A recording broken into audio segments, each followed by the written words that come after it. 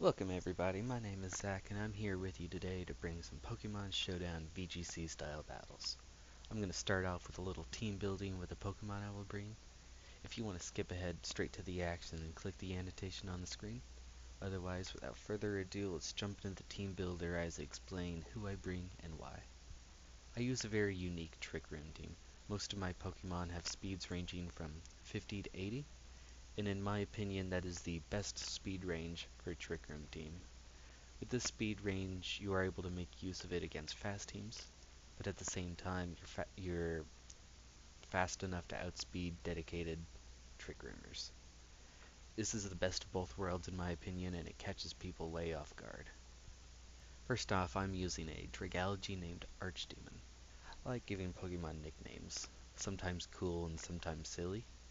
Dragalogy's nickname is a Dragon Age reference, for any of you who are big into the series.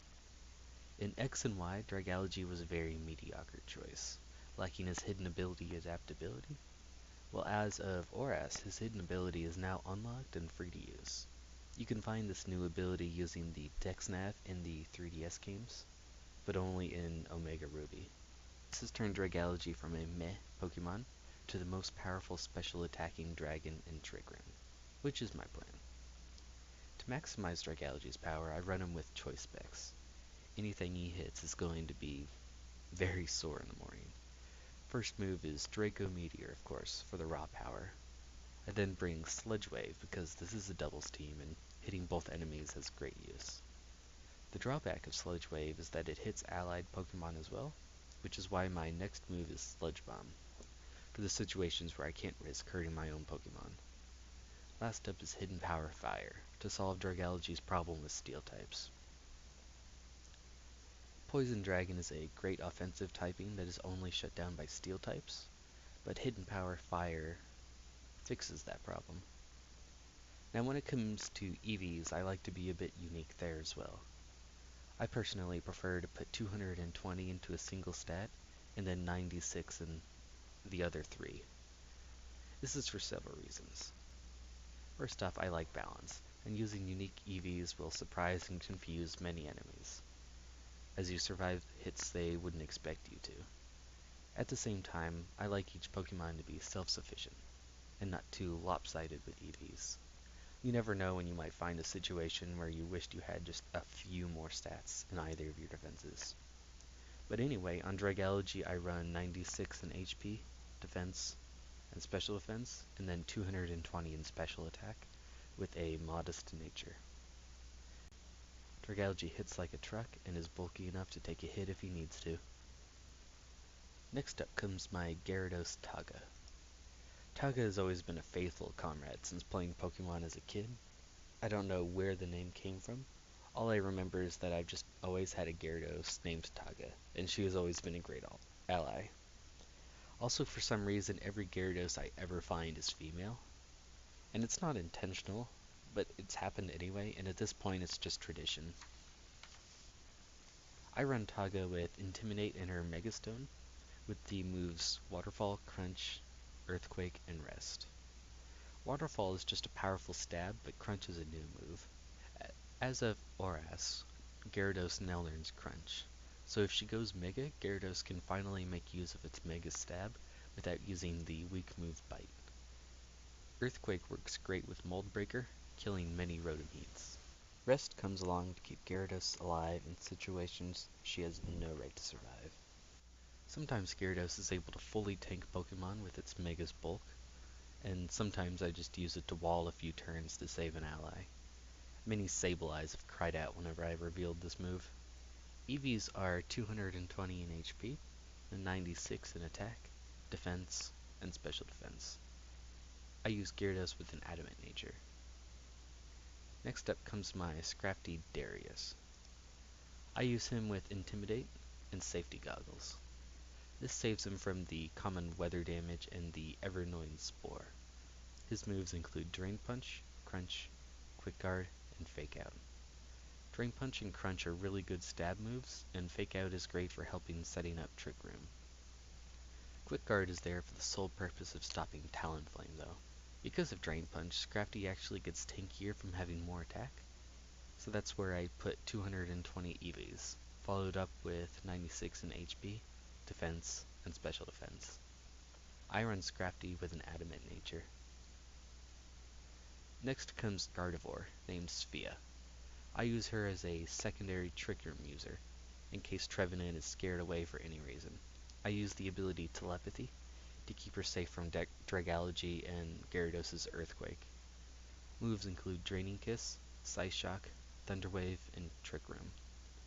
Draining Kiss now is a new move for Gardevoir as well as of Oras, letting her be quite tanky with really high special attack.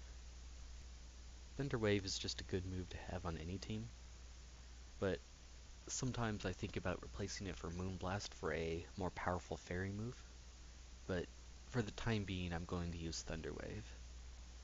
And Trick Room is a pillar of my team. EVs are 220 in HP, with 96 in defense, special attack, and special defense. I use Gardevoir with a modest nature.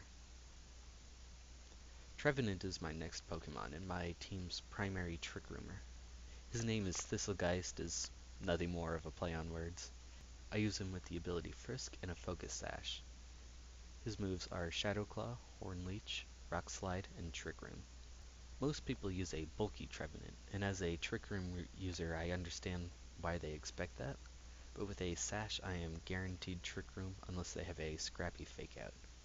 EVs are 96 in HP, defense, and special defense, followed up with 220 in attack and an adamant nature. I know you're probably thinking if I have a Focus Sash, why bother with defenses?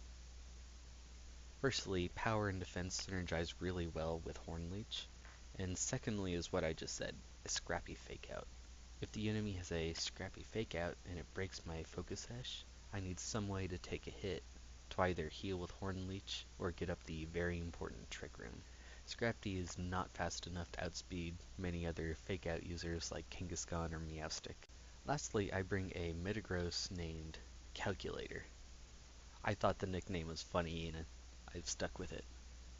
Personally, I like normal Metagross more than his Mega, and he has a perfect speed for my Trick Room as well. His ability is Clear Body with a Lum or Chesto Berry, depending on how I feel.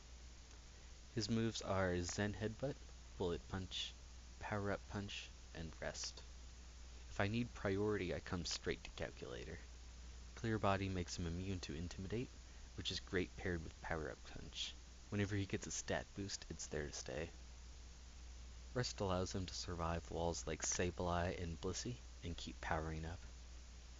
Some games, Calculator wins single-handedly because the enemy just can't stop his stat boosts. EVs are 220 in HP, 96 in attack, defense, and special defense, with an adamant nature. And when I start a battle, my preferred leads are Scrafty and Trevenant.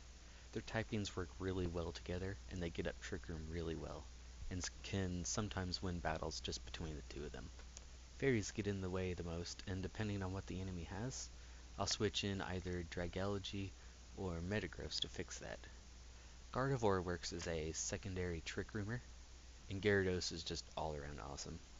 Now with the team building out of the way, let's get into the battles. I've edited the battles to take away the big wait periods. Some Showdown users have a habit of taking too long. At the end of the day, unique teams are what I prefer to fight, and meta teams are just boring to fight and to use. That's why I like mixing it up with less used things. It's not that meta teams are hard to fight, they're just boring. Here are some unique teams that were genuinely fun to fight. The battles are against Showdown users Pulsar, Bravish, Josh Sensei, Emnius. I'll have linked to the replays in the description below. Like and subscribe and enjoy the battles.